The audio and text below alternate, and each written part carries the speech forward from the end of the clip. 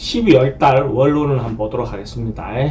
12월 달 원론 그 기본적인 특성은 일단 한 해가 마무리된다. 그죠? 행정적으로 마무리되는 것이 이제 12월 달이다. 그죠? 한 달밖에 안 남았는데, 절기로는 우리가 대설과 동지가 있는 절기죠. 그죠? 대설과 동지가 있는 절기고, 간지로는 갑자월이다. 그죠? 갑자월. 갑자라는 것 자체도 뭐 어떤 특별한 의미가 있지만, 절기부터 한번 살펴보면, 대설이라는 절기는 기본적으로 뭐 말 뜻대로 따지면 눈이 많이 온다, 이렇게 눈이 많이 오는 계절이 시작된다, 이렇게 보시면 되죠. 그죠?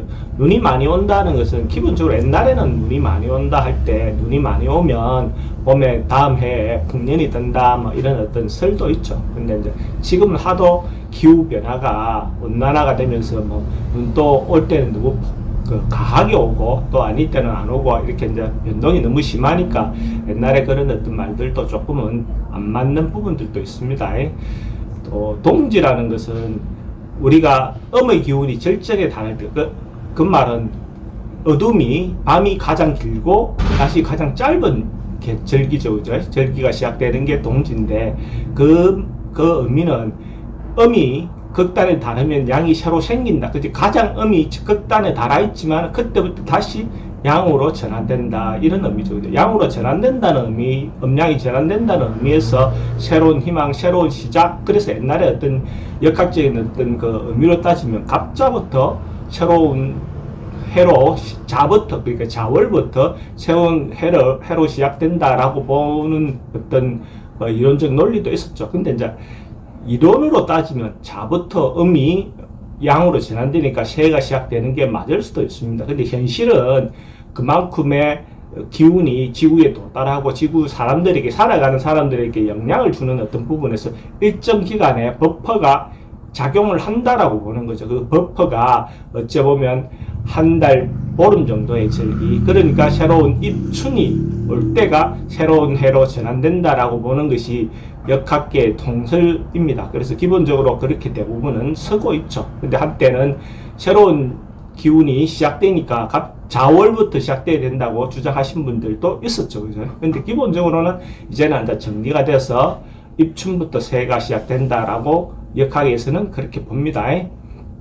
근데 실제로 간지적으로도 갑자라는 글자는 육식갑자에서 처음 시작되는 거죠. 그러니까 아예 새로운 육식갑자의 주기가 월로 따지면 5년간의 주기가 시작된다. 그러니까 개해로 끝나고 갑자로 시작된다.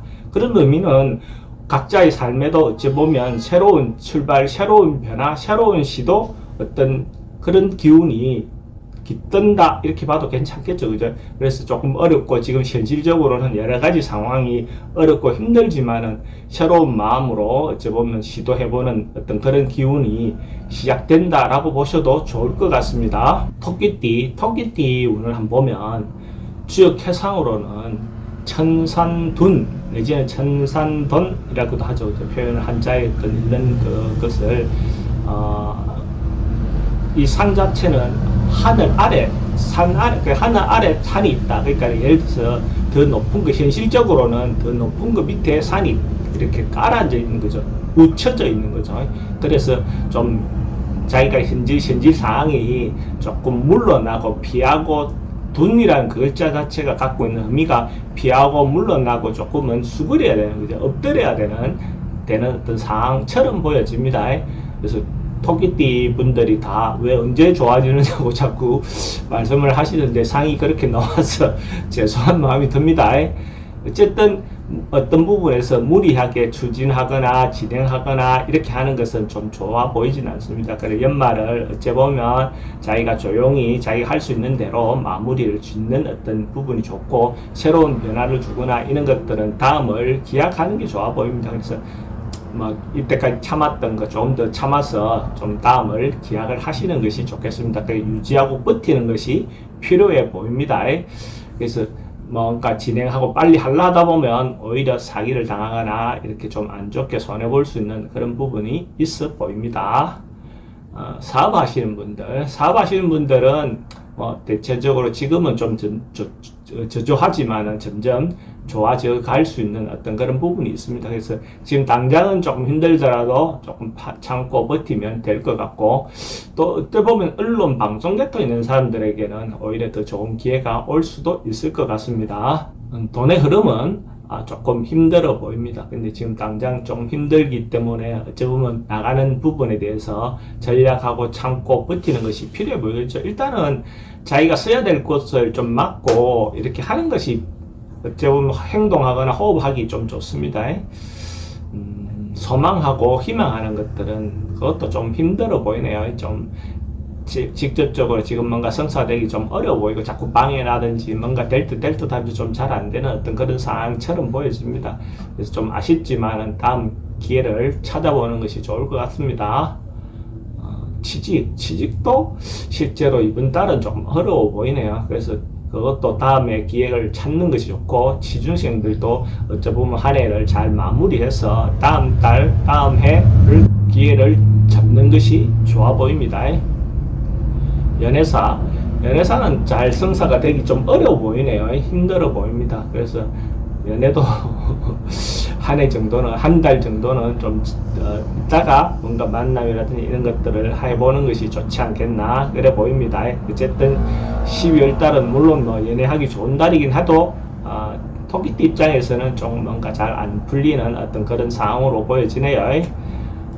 부동산 매매권도 당장은 좀 불리해 보입니다. 그러니까 뭔가 거래를 하고 나면 뒤에 후회할 수 있는 어떤 그런 상황이 전개될 수도 있으니까 좀 신중하게 판단해서 행동하시기 바랍니다.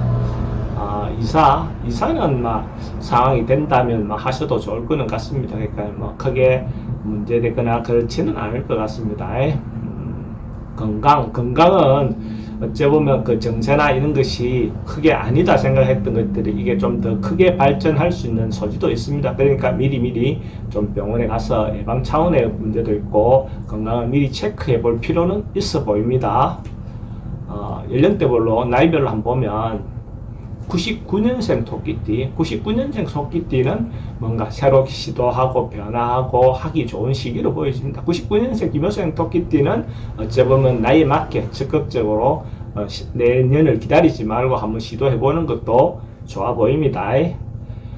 87년생 정묘생은 어찌 보면 조금 어려움에 봉착해서 힘들 수 있어 보입니다. 그래서 이런 경우에는 뭔가 행동 자체를 신중하게 결정하시기 바랍니다. 지금 뭔가 하려고 하다 보면 오히려 이렇게 수렁에 빠질 수 있는 어떤 부분이 있어 보입니다. 항상 좀 참았다가 다음에 뭔가 하는 것이 좋겠습니다.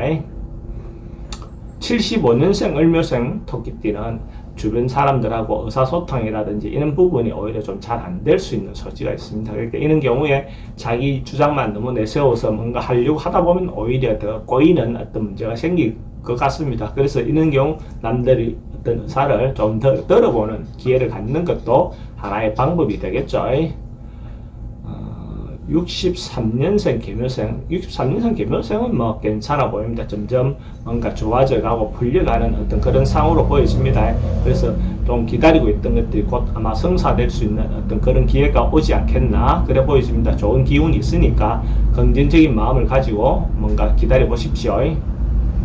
51년생 신묘생 토끼띠는 어찌 보면 연령도 그렇고 하니까 그런 부분이라서 몰라도 자신을 좀 돌아보고 자신을 이렇게 내면을 챙기는 어떤 시간을 갖는 것도 좋아 보입니다. 연말에 어찌 보면 그런 어떤 기회를 갖는 것도 좋겠죠. 그래서 한 번쯤 마음의 여유를 가지고 또 내년을 준비하는 어떤 그런 기회를 갖는다. 지금 상황이 전반적으로 참 다들 힘들고 어려운 시기이긴 합니다. 그래도 한 해가 이제 끝나가니까 한 해를 마무리 잘 하시고 새로운 희망을 가지고 갑진년 용띠해를 맞이한다면 또 새로운 기회가 오지 않겠습니까? 우리나라 국은도 갑진년에 새로운 변화가 시작되는 시기이니까 우리 모두 희망을 가지고 새로운 해를 맞이합시다.